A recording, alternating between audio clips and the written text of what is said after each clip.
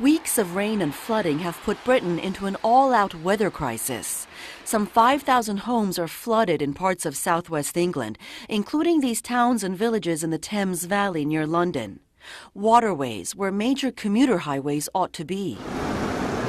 Sandbags, there just aren't enough of them, help a little, but some homes are seeping with water rising up out of the ground. I woke up this morning and the bedroom carpet's saturated.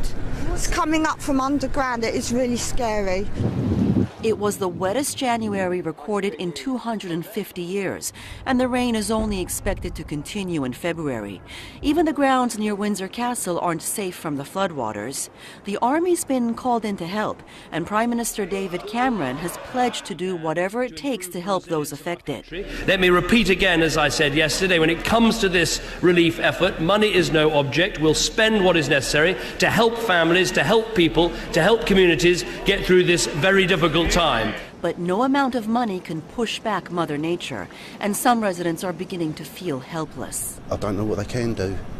At the end of the day, we're a little island, you know, and Mother Nature's an unbelievably powerful thing.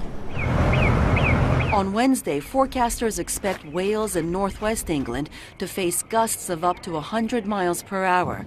That's 160 kilometers an hour. They've issued the first red warning of the winter.